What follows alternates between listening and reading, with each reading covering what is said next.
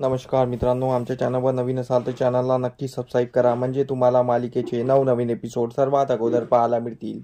तर तुला शिकवीन चांगलाच धडा या मालिकेमध्ये काय घडलं ते आपण बघणार आहोत. तर इकडे चारुवास हे अक्षराच्या घरी आलेले असतात आणि ते अक्षराच्या बाबांना बोलतात की अक्षरा कुठे आहे. तर अक्षराचे बाबा बोलतात, तुम्हाला अक्षराशी काय काम आहे, माझ्याशी बोला जे काही आहे. तर चारुवास बोलतात की मी अक्षराला न्यायला आलेलो आहे. तर अक्षराचे बाबा साफ नकार देतात, मी अक्षराला त्या घरात पाठविणार नाही. तर चारुवास त्यांना विनंत्या करतात, पण अक्षराचे बाबा काही ऐकायला तयार नसतात. आणि अक्षराची आई पण बोलते की मी पण त्यांच्याशी सहमत आहे, कारण की अक्षराला त्या घरात धोका आहे, अक्षराला त्या घरात जीवाचा धोका आहे. मग नकळत अक्षराचे बाबा बोलायला जातात की या अवस्थेत मी अक्षराला पाठवू शकत नाही. तर चारुवास बोलते या अवस्थेत म्हणजे. मग अक्षराचे बाबा विचार करतात, जर मी यांना हे खरं सांगितलं तर हे यांना अक्षराला नेल्याशिवाय राहणार नाही, म्हणून ते गोष्ट पलटवतात आणि बोलतात, पण अक्षराला भुवनेश्वरी त्या घरात असल्यावर मी तिथे पाठवणार नाही. तर चारुवास बोलतो की मी तिची खात्री घेतो आणि मी अक्षराला काही होऊ देणार नाही आणि मी तिची जबाबदारी घेतो. तर यावर अक्षराचे बाबा हसत असतात आणि बोलतात की तुम्ही खरंच जबाबदारी घेणार आहात. त्या घरात भुवनेश्वरी नावाचं वादळ आहे आणि ते ते जोपर्यंत त्या घराच्या बाहेर जात नाही त्यापर्यंत कोणाची त्या घरात लायकी नाही आहे. त्या घरात त्या बाईचं वर्चस्व आहे, पहिले तिला घरातून बाहेर काढा. तर चारुवास बोलतात, तिला जर घरातून बाहेर काढायचंच असतं तर मी कधीच काढून दिलं असतं, पण माझा मुलगा तिचा भक्त आहे म्हणून मी तिला काढू शकत नाही, कारण की तिला जर मी काढलं तर दुसऱ्या क्षणाला माझ्या मुलाला मी गमावून बसेल, म्हणून मी तिला काढू शकत नाही. पण मी अक्षराला प्रोटेक्ट करेन, कारण की ते घर माझं आहे. तर अक्षराचे बाबा बोलतात, घर तुमचं आहे, पण जेव्हा माझ्या मुलीला त्या घरातून काढलं जात होतं तेव्हा तुमचं घर कुठे गेलं होतं. तेव्हा तर त्या घरातून माझ्या मुलीला काढल्या गेलं ना, मग आता का विचारायला आले आहे. माझं खरं खरं सांगणं आहे तुम्हाला की मी अक्षराला त्या घरात पाठवू शकत नाही. जे काय आहे ते आपण कायद्याने बोलू. तर अक्षराचे बाबा त्यांना साफ नकार देत असतात, पण चारुवास त्यांना विनवण्या करत असतात आणि समजून देत असतात. तर इकडे अक्षरा शाळेत असते. शाळेत त्यांचं मीटिंग चालू असते की शाळा ही भुवनेश्वरी मॅडम बंद करणार आहे, त्यामुळेच फुलपगार हा शॉक बसलेला आहे आणि त्यांना हार्ट अटॅक आलेला आहे.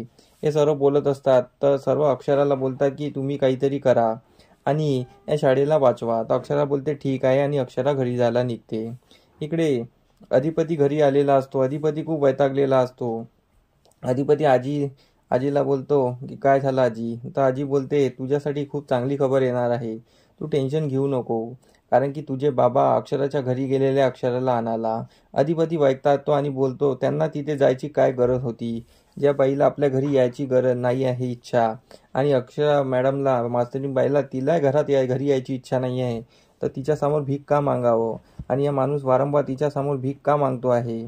त्यांना यायची गरज वाटत नाही आहे तर त्यांना नको येऊ द्यावे, असं तो चिडून बोलत असतो. आणि इकडे अक्षराच्या बाबांना चारुवास समजवतच असतो. अक्षरा तेवढ्यात घरी येते. तर अक्षराला बघून चारुवास खुश होतो आणि अक्षराला चारुवासला बघून खुश होते. आणि मग चारुवास अक्षराला बोलतो की कशी आहे बाळा. अक्षरा बोलते ठीक आहे. तर चारुवास बोलतो, मी तुला घरी न्यायला आलेलो आहे. पण अक्षरा बोलते, नाही बाबा, मी तुमच्यासोबत घरी येणार नाही. अक्षराचा हे नकार ऐकून चारुवासला थोड्या वेळसाठी कसं तरी वाटते. मग अक्षरा बोलते, नाही, मी येणार त्या घरात, पण मी मानाने येईल. जेव्हा अधिपती मला स्वतः न्यायला येतील आणि मानाने येतील तेव्हाच मी त्या घरात येईल, कारण की मी भुवनेश्वरी मॅडमला चॅलेंज केलं आहे की येत्या 2 महिन्यात मी त्यांना सिद्ध करून दाखवेन आणि अधिपती मला स्वतः घ्यायला येतील तेव्हाच मी त्या घरात येईल आणि मी ते चॅलेंज पाळणार आहे. आणि जर मी अशीच त्या घरात आले तर भुवनेश्वरी मॅडम माझं खेळणं करून ठेवतील आणि माझं काही इमान राहणार नाही तिथे. म्हणून मी जोपर्यंत अधिपती मला स्वतः घ्यायला येत नाही मानाने, तोपर्यंत मी त्या घरात येणार नाही. मी असं म्हणत नाही आहे की मी येणारच नाही, पण मी येणार, पण मानाने येणार.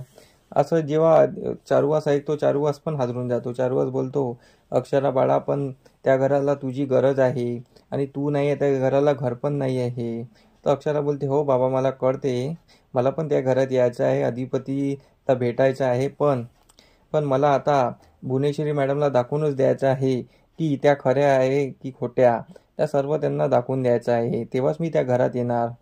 आणि मी काही डिवॉर्स नोटीस पाठवलेला नाही. हे जेव्हा चारुवास ऐकतो, चारुवासला तर धक्काच पोचतो आणि चारुवासच्या विनवण्या चालूच असतात. इकडे अधिपती खूप चिडलेला असतो आणि इकडे शाळेचा प बंद होण्याचा कगारवर असते. तर आता समोरील भागात हेच पाहणं रंजक ठरणार आहे की ही अक्षरा शाळा बंद होण्यापासून कशी वाचवणार आणि भुवनेश्वरीला खरंच धडा शिकवणार का, हे आपल्याला समोरील भागात कळणारच आहे. आमचा एपिसोड कसा वाटला आम्हाला कमेंट करून नक्की सांगा. धन्यवाद.